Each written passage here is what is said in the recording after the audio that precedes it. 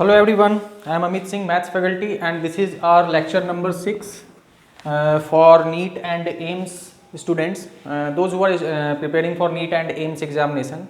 So this is our sixth lecture for that, and in this lecture I will discuss about integration. What is integration? Its definition, what are the applications of integration, and how we integrate various functions but in medical, the PCB students, they have to study only a few part of the integration. मतलब कि पूरा नहीं पढ़ना है. They have to study only 1 or 2 exercises of integration chapter. Okay, so let's start. Let's begin with what integration is and what it gives us. Okay, so let's see. Integration क्या होता है? सबसे पहला बात है कि integration is the reverse process of differentiation. Integration जो होता है वो रिवर्स प्रोसेस ऑफ डिफरेंशिएशन होता है. मतलब डिफरेंशिएशन का उल्टा. इसका मतलब क्या हुआ? इसका मतलब ये हुआ कि sin x का इंटीग्रेशन, sin x का डिफरेंशिएशन क्या होता है? cos x. sin x का डिफरेंशिएशन क्या होता है? हमने सीखा है cos x होता है. तो cos x का इंटीग्रेशन क्या हो जाएगा? sin x. cos x का डिफरेंशिएशन क्या होता है? Minus sin x. cos x का डिफरेंशिएशन क्या होता है? Minus sin x. तो माइनस sin x का इंटीग्रेशन क्या हो जाएगा? cos x. tan x का डिफरेंशिएशन होता है sec स्क्वायर x. तो sec स्क्वायर का इंटीग्रेशन करेंगे तो क्या आएगा? tan x. It means that, simple भाषा में कहें तो इंटीग्रेशन जो है वो रिवर्स प्रोसेस ऑफ डिफरेंशिएशन है. देता क्या है हमें ये? अब दो तरह का इंटीग्रेशन होता है. एक होता है डेफिनेट इंटीग्रेशन और एक होता है इनडेफिनिट इंटीग्रेशन. तो indefinite integrals are used for anti derivative. Indefinite integration हम लोग यूज करके क्या फाइंड करते हैं? उल्टा. कि मतलब कि जैसे बोलेगा कि इनडेफिनिट इंटीग्रेशन है, cos x का आप इंटीग्रेशन करिए, इनडेफिनिट इंटीग्रेशन है. तो इनडेफिनिट इंटीग्रेशन करके हम लोग फाइंड करते हैं कि ये किसका डेरिवेटिव है. समझ में आ रहा है? Indefinite integrals are used for anti derivative. इसका डेरिवेटिव है ये. तो इंटीग्रेशन करेंगे cos x का तो हमको वापस यही मिल जाएगा. मतलब कि cos x का इंटीग्रेशन हो गया sin x. तो इनडेफिनिट इंटीग्रल हम लोग यूज करते हैं to find the anti derivative. लेकिन डेफिनिट इंटीग्रल हम लोग कहाँ पे यूज करते हैं? ठीक है. तो बाकी ये तो हो गया डेफिनिट इंटीग्रल के बारे में. अब हम बात करते हैं और ये हमें देता क्या है इसके बारे में ये बात करते हैं. ठीक है. तो सबसे पहला चीज हमने क्या सीखा? Integration is the reverse process of differentiation. ये पहला चीज हो गया. बाकी जो मैंने बताया वीडियो 3-4 बार चला के आप देख लें, एक ही बार 4 बार नहीं बोलूंगा. उसके बाद फिर integration is used to find the areas, volume, displacement ETC. मतलब कि इंटीग्रेशन हम लोग यूज करके area under the curve find कर सकते हैं. ठीक है. और वॉल्यूम फाइंड कर सकते हैं किसी ऑब्जेक्ट का, डिस्प्लेसमेंट फाइंड कर सकते हैं. VT ग्राफ दिया रहेगा, हम डिस्प्लेसमेंट फाइंड कर सकते हैं.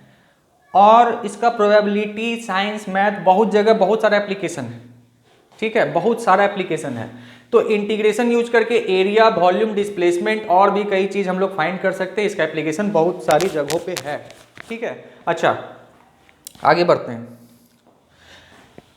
तो मैंने कहा कि इंटीग्रेशन यूज करके हम लोग एरिया फाइंड कर सकते हैं. तो ये देखिए, सपोज करिए कि ये हमारे पास एक कर्व है.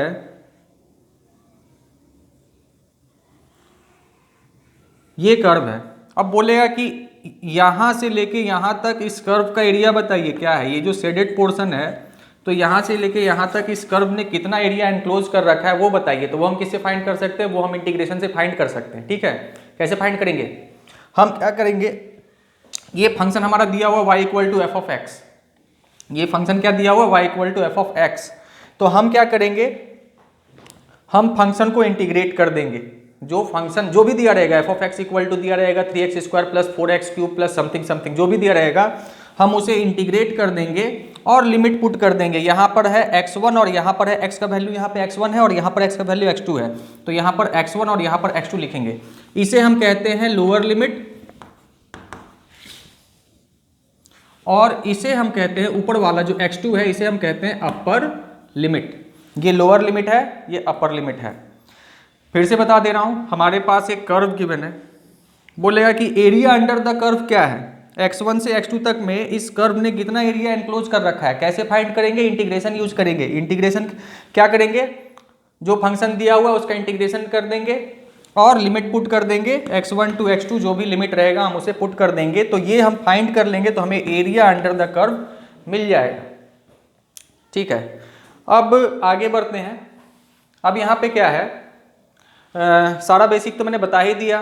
तो साइन एक्स का डिफरेंशिएशन होता है कॉस एक्स, तो कॉस एक्स का इंटीग्रेशन हो जाएगा साइन एक्स। कॉस एक्स का डिफरेंशिएशन होता है माइनस साइन एक्स, तो माइनस साइन एक्स का इंटीग्रेशन हो जाएगा कॉस एक्स। उसके बाद एक और कॉन्सेप्ट है, एक और एक्सप्लेनेशन है, what is integration. Integration is basically use for summation. इसका यूज हम लोग किस चीज के लिए करते हैं, समेशन के लिए करते हैं, ऑफ कंटिन्यूअस फंक्शन, मतलब कि डिस्क्रीट फंक्शन नहीं है, कंटिन्यूअस फंक्शन है। समझ में आ रहा है। इंटीग्रेशन इज बेसिकली क्या है, इंटीग्रेशन बेसिकली समेशन है। ठीक है, ये सब भी सही है, ये भी बात सही है, सब मिला के जो हुआ वो होता है इंटीग्रेशन, बात खत्म। ठीक है, आगे बढ़ते हैं। तो और तो कुछ बचा नहीं। अच्छा, ये है हमारा इंटीग्रेशन का सिंबल। उसके बाद ये जो एफ एक्स लिखा हुआ है, ये एफ एक्स हमारा, इसे हम इंटीग्रैंड कहते हैं, और ये जो एक्स है इसे हम एक्स को वेरिएबल ऑफ इंटीग्रेशन कहते हैं। ठीक है, तो ये इंटीग्रेंड हो गया, ये वेरिएबल ऑफ इंटीग्रेशन, और ये हो गया हमारा इतना। इसका मतलब अब जैसे हमसे कोई पूछेगा कि what is the integration of sec square X D x, तो sec square X D X का इंटीग्रेशन क्या होता है, tan X plus C. Tan X का होता है सेक स्क्वायर एक्स, तो सेक स्क्वायर एक्स का होगा टेन एक्स। तो अब यहाँ पर सी क्यों आया, इसके बारे में हम बात कर लेते हैं। ठीक है, क्योंकि ये भी इंपॉर्टेंट है। आप देखेंगे कि हर जगह इंटीग्रेशन करने के बाद यहाँ एक कांस्टेंट, जिसे कि हम क्या कहते हैं, इस सी को हम लोग कहते हैं कांस्टेंट ऑफ इंटीग्रेशन। इस सी को हम क्या कहते हैं, कांस्टेंट ऑफ इंटीग्रेशन कहते हैं। तो आप देखेंगे कि जब भी इनडिफिनिट इंटीग्रेशन होता है तो ये भाई साहब पधार देते हैं। क्यों पधार देते हैं, कहाँ से आ जाते हैं, अब हम देखते हैं, क्योंकि हर एक में रहेगा ये। ठीक है, तो साइन एक्स का डिफरेंशिएशन मैंने क्या बताया, कहाँ गया, हाँ, साइन एक्स का डिफरेंशिएशन मैंने क्या बताया था, कॉस एक्स। तो कॉस एक्स का इंटीग्रेशन क्या हो जाता है, साइन एक्स। इसका जो डेरिवेटिव होगा, उसको हम इंटीग्रेट करेंगे तो हमें ये मिल जाएगा। इसको हम इंटीग्रेट करेंगे तो हमें ये किसका डेरिवेटिव है वो मिल जाएगा। अच्छा, अब देखो कांस्टेंट का डिफरेंशिएशन कितना होता है, 0। साइन एक्स का डिफरेंशिएशन कॉस एक्स है, तो साइन एक्स प्लस कोई भी कांस्टेंट का डिफरेंशिएशन कितना होगा, साइन एक्स का तो कॉस एक्स हो गया, और कांस्टेंट का डिफरेंशिएशन होता है 0। तो यही है। इसका मतलब क्या हुआ कि cos x का इंटीग्रेशन क्या होगा, sin x प्लस सी होगा, क्योंकि किसी भी कांस्टेंट का डिफरेंशिएशन तो 0 होता है। अच्छा, cos x का tan x का बात कर लेते हैं। tan x का डेरिवेटिव क्या है, tan x को डिफरेंशिएट करेंगे तो आता है sec स्क्वायर x, और tan x प्लस कोई भी कांस्टेंट को भी तो डिफरेंशिएट करेंगे तब भी तो sec स्क्वायर x ही आएगा, क्योंकि कांस्टेंट का डिफरेंशिएशन तो 0 होता है। इसका मतलब है कि sec स्क्वायर एक्स का इंटीग्रेशन क्या हो जाएगा, sec स्क्वायर एक्स का इंटीग्रेशन हो जाएगा tan x प्लस सी। तो ये जो कांस्टेंट ऑफ इंटीग्रेशन आता है इसका यही मतलब है। ठीक है, अब इसका ज्योमेट्रिकल मीनिंग तो मैं 11-12 वाला वीडियो में डालूंगा, लेकिन अभी कुछ नहीं। ठीक है, जो समझाना था वो मैंने प्रॉपर समझा दिया। अब हम लोग फॉर्मूला देखते हैं इंटीग्रेशन का, हमारे पास फॉर्मूला क्या क्या है। ठीक है,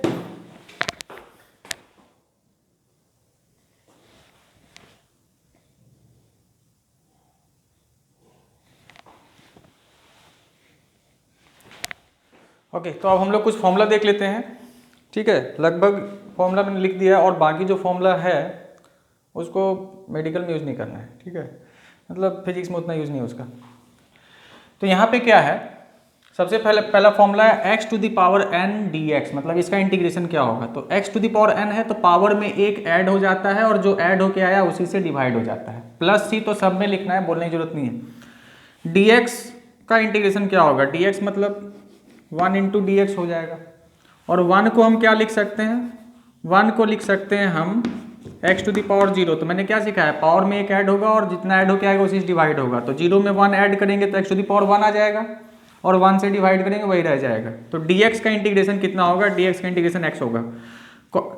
cos x का इंटीग्रेशन वो क्या होगा, sin x, वही वाला sin x का डिफरेंशिएशन cos x, तो cos x का sin x। डिफरेंशिएशन पूरा याद है तो उसका उल्टा कर दो, इंटीग्रेशन का फॉर्मूला याद है तुम्हें।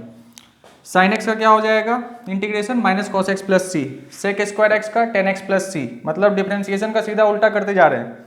cosec square x minus cot x plus C, sec x into 10x sec x plus C, integration of cosec x into cos x, sorry cosec x into cot x minus cosec x plus C.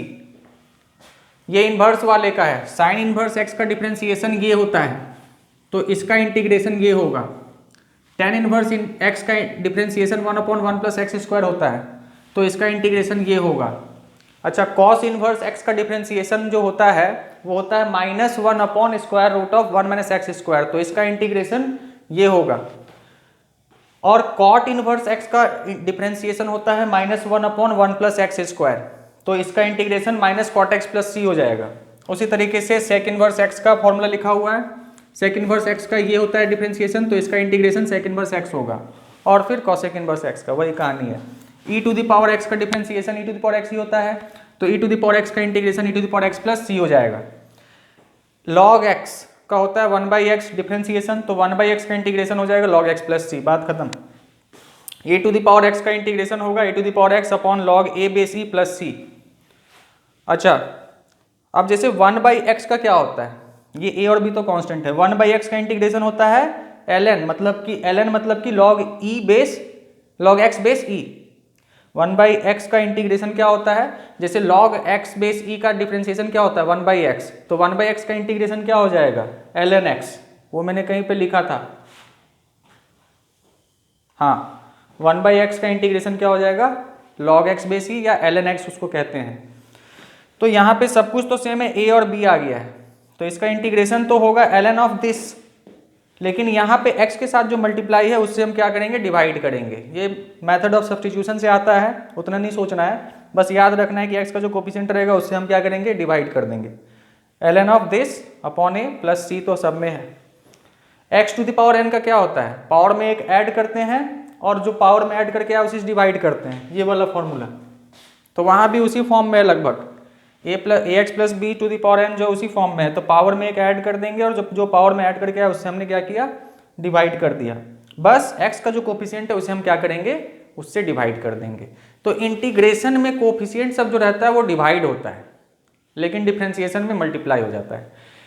तो यहाँ divide हो रहा है उसको याद रखना है, ठीक है। चलिए हम लोग अब कुछ क्वेश्चंस करते हैं।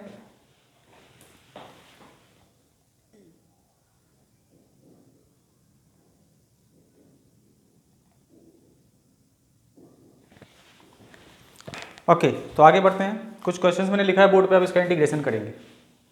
अब यहाँ पे पहला है हमारा, इसको इंटीग्रेट द फॉलोइंग, सब में इंटीग्रेशन ही करना है, ठीक है। तो अब यहाँ पे इंटीग्रेशन कैसे करेंगे, तो ये जो है ना सबका इंटीग्रेशन होगा, मतलब कि जैसे पूरे ब्रैकेट के बाहर dx लगा है तो बीच में प्लस माइनस साइन है, तो सबका इंटीग्रेशन होगा, ठीक है। कैसे होगा, ये हो जाएगा integration of 5x dx plus, अच्छा एक चीज और, कांस्टेंट को हम लोग बाहर रखते हैं, जैसे डिफरेंशिएशन में कांस्टेंट को बाहर कर देते थे वैसे ही कांस्टेंट को हम लोग क्या करेंगे बाहर कर देंगे, तो पहले ही कर देते हैं, ठीक है।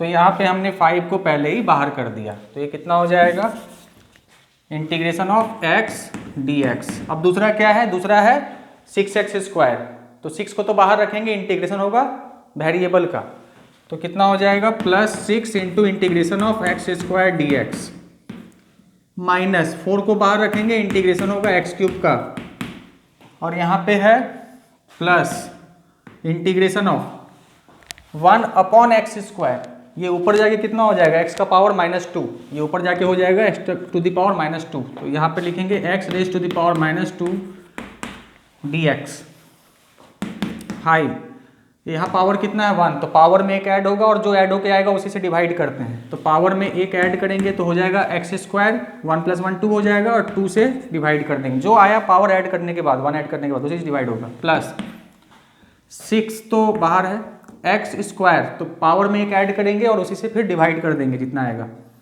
ऐड करने के बाद, तो ये हो जाएगा x³ अपॉन 3, पावर में एक ऐड करो, जो ऐड करके आया उसी डिवाइड करो, माइनस 4 ये हो जाएगा x raise to the power 4 upon 4 plus ये कितना होगा x raise to the power -1, -2 में 1 ऐड करेंगे तो -1 आएगा और -1 से फिर डिवाइड कर देंगे और लास्ट में लिख देंगे c।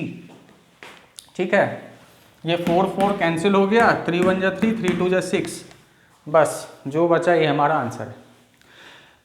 ठीक है, आगे बढ़ते हैं। तो फर्स्ट क्वेश्चन हो गया है। नेक्स्ट क्वेश्चन क्या है? Next question, question number 2।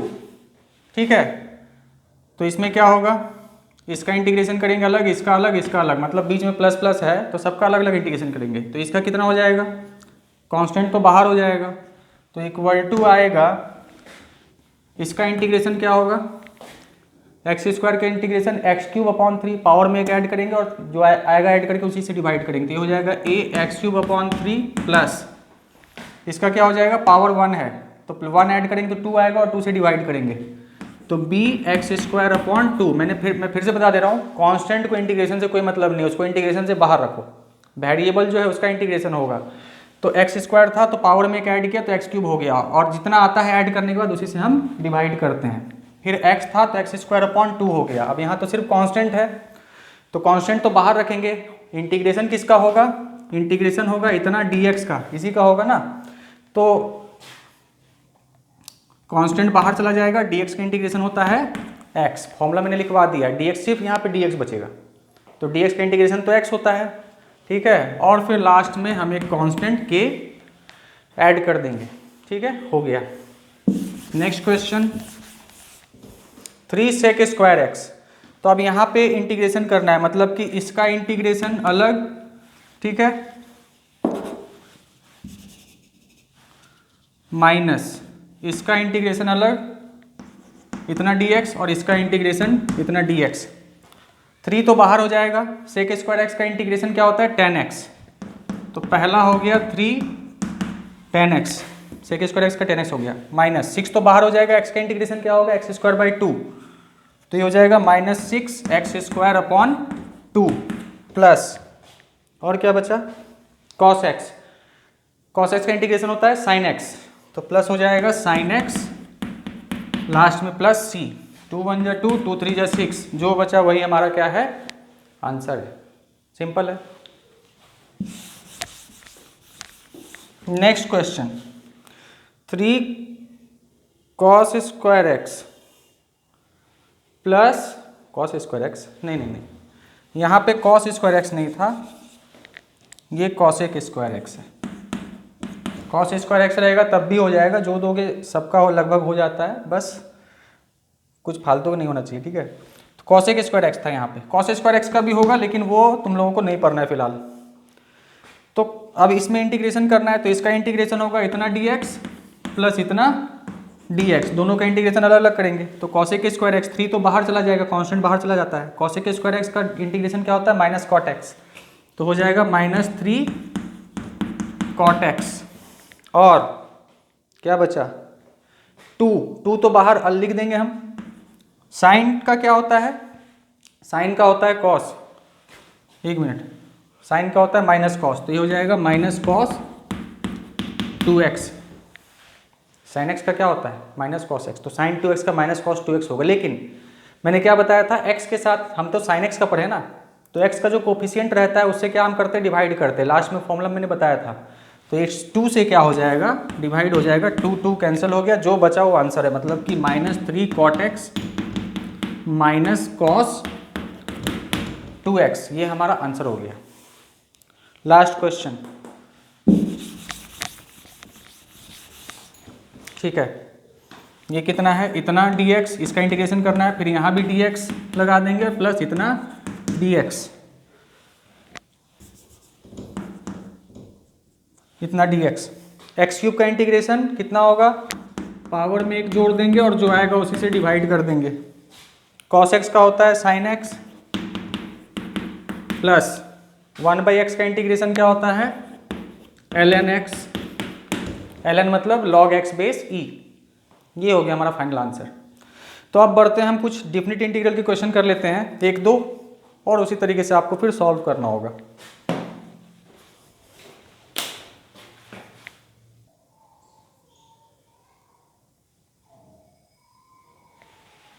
Okay, तो अब हम लोग कुछ क्वेश्चंस डेफिनेट इंटीग्रल्स के कर लेते हैं।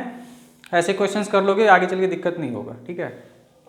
अच्छा, सबसे पहला इसे हम लोअर लिमिट कहते हैं, इसे अपर लिमिट कहते हैं, ठीक है। हम क्या करेंगे, जैसे इंटीग्रेशन हम करते हैं, सिंपल इंटीग्रेशन हम कर लेंगे, उसके बाद फिर लास्ट में लिमिट पुट करते हैं। मतलब कि जैसे इंडेफिनिट इंटीग्रल हमने किया विदाउट लिमिट वाला, वैसे इंटीग्रेशन कर लेना, लास्ट में लिमिट पुट करना है। तो अब यहाँ पे क्या है, सेक स्क्वायर एक्स का इंटीग्रेशन क्या होता है, tan x। अब यहाँ पे ऐसे बना लेंगे ब्रैकेट, यहाँ लिखेंगे लोअर लिमिट और यहाँ पर लिखेंगे अपर लिमिट। पहले अपर लिमिट पुट करेंगे तो हो जाएगा, x की जगह अपर लिमिट पुट करेंगे तो कितना हो जाएगा, tan π/3 माइनस, फिर लोअर लिमिट पुट करेंगे, मतलब कि अपर लिमिट पुट करेंगे फिर माइनस लिखेंगे, हमेशा अपर लिमिट पुट करके फिर माइनस लिखेंगे और फिर लोअर लिमिट पुट करेंगे। ये हो जाएगा tan 0, तो tan π/3 कितना होता है, √3, और tan 0 कितना होता है, 0। तो आंसर हो जाएगा √3 - 0 मतलब कि √3। तो पहले अपर लिमिट पुट करेंगे माइनस, फिर लोअर लिमिट पुट करेंगे। नेक्स्ट क्वेश्चन पे चलते हैं। f(x) dx, f = ax है, तो ये कितना हो जाएगा, f के जगह ax पुट करेंगे, f कितना है, ax।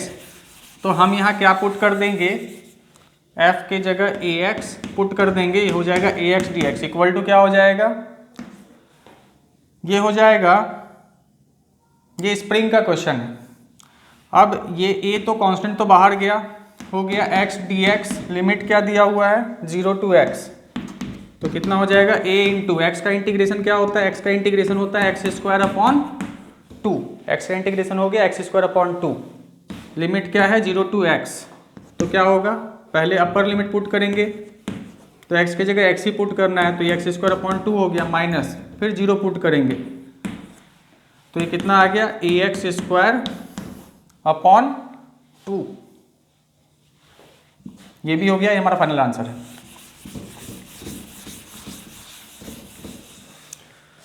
One by y d y और 1/x dx एक ही बात है। तो 1/x का क्या होता है, ln x, तो 1/y का क्या होगा इंटीग्रेशन, 1/y dy का इंटीग्रेशन हो जाएगा ln y। फिर लिमिट लिखेंगे क्या क्या है, y1 to y2, पहले y2 पुट करेंगे फिर y1, तो लिखेंगे इक्वल टू ln y2, फिर माइनस का साइन, फिर लोअर लिमिट पुट करेंगे ln y1। और सब्ट्रैक्शन में लॉग में क्या होता है, सब्ट्रैक्शन में डिवाइड होता है, तो ये हो जाएगा ln of y2/y1, बात खत्म, ठीक है। आगे बढ़ते हैं, तो मैं इरेज कर देता हूँ, आप लोग स्क्रीन मतलब पॉज करके वीडियो आप लोग नोट्स बनाए तो नोट्स बना सकते हैं।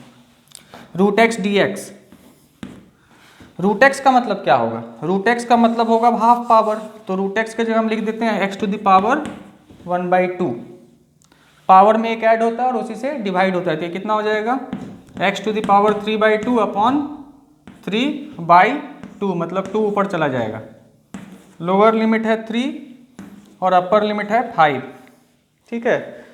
लोअर लिमिट कितना था, 3 और अपर लिमिट 5, x⁴1/2 का इंटीग्रेशन तो ये होगा, पावर में एक ऐड करेंगे और जो ऐड करके उसे डिवाइड कर दिया, इक्वल टू 2/3 को बाहर कर लेंगे, कांस्टेंट को बाहर कर लेंगे हम, और पहले अपर लिमिट पुट करेंगे 5, x की जगह 5, तो हो जाएगा 5⁵3/2 माइनस, फिर लोअर लिमिट पुट करेंगे, तो 3x की जगह 3 पुट करना है, तो हो जाएगा 3⁵3/2। ये हमारा आंसर है, ठीक है। नेक्स्ट क्वेश्चन, 2 और बचा।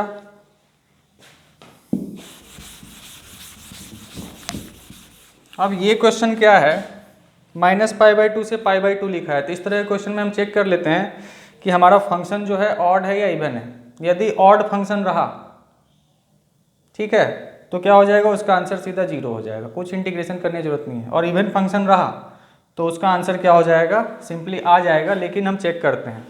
तो फंक्शन हमारा ऑड कब होता है, यदि f of -x equal to f of -x आता है, तो फंक्शन क्या होता है, ऑड होता है, मतलब x की जगह -x पुट करेंगे, तो f of -x equal to -f आता है, तो फंक्शन ऑड होता है।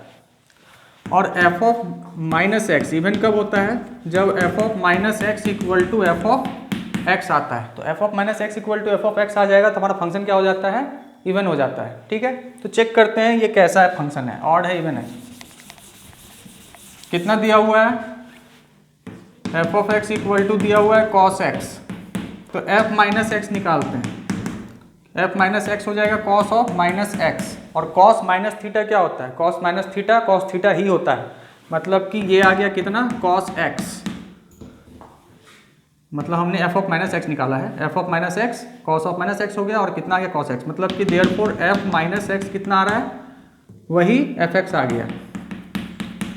फिर से बता दे रहा हूँ, एफ ऑफ एक्स दिया हुआ है कॉस एक्स, तो एफ माइनस एक्स कितना हो जाएगा, कॉस माइनस एक्स, और कॉस माइनस एक्स क्या होता है, कॉस एक्स ही होता है। इसका मतलब एफ माइनस एक्स और एफ एक्स बराबर आ गया, मतलब एफ माइनस एक्स बराबर आ गया एफ एक्स। तो ये कैसा फंक्शन हो गया, इवन। ये कैसा फंक्शन हो गया, इवन फंक्शन हो गया। अब हम इंटीग्रेशन करेंगे, ठीक है, ये वाला। तो इसका इंटीग्रेशन क्या होगा, integration of minus pi by two to pi by two of cos x D x. तो अब ये इवन फंक्शन आ गया, तो ये बराबर हो जाएगा twice of minus pi by to से पाई बाई टू है, तो उसको हम लिखेंगे ट्वाइस ऑफ, इन दोनों के बीच में कौन आ रहा है, जीरो, तो zero to pi by two लिख देंगे, and cos x D x. अब हम लोग कॉस एक्स का इंटीग्रेशन करेंगे। कॉस एक्स का इंटीग्रेशन कितना होता है, माइनस साइन एक्स, और लिमिट क्या है, जीरो से लेके पाई बाई टू तक।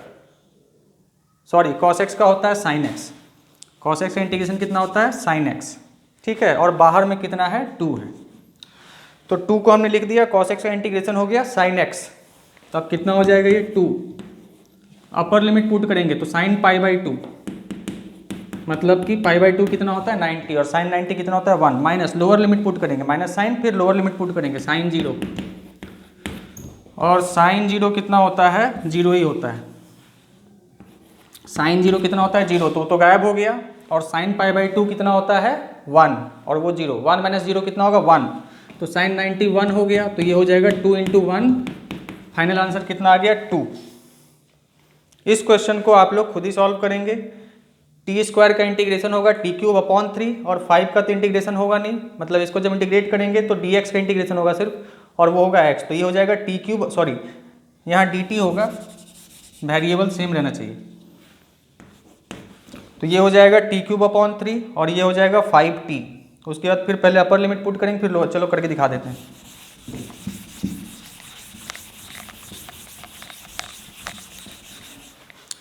दोनों का इंटीग्रेशन करेंगे तो इसका इंटीग्रेशन कितना होगा, टी क्यूब अपॉन 3 प्लस 5 का इंटीग्रेशन क्या होगा 5t, लोअर लिमिट है 3 और अपर लिमिट है 6, तो पहले अपर लिमिट पुट करेंगे, तो यहाँ पे 6 पुट करेंगे तो हो जाएगा 6 क्यूब अपॉन 3, मतलब कि 6 का क्यूब कितना होता है 216 अपॉन 3, यहाँ भी पुट करेंगे, कितना है ये 5 इंटू 6 30, माइनस पहले अपर लिमिट पुट कर लिया दोनों में, अब लोअर लिमिट दोनों में पुट करेंगे माइनस साइन लगा के, तो माइनस 3 का पावर 3 मतलब 27 अपॉन 3, ठीक है, इसको ब्रैकेट में रख लेंगे, प्लस 5 3 जब 15।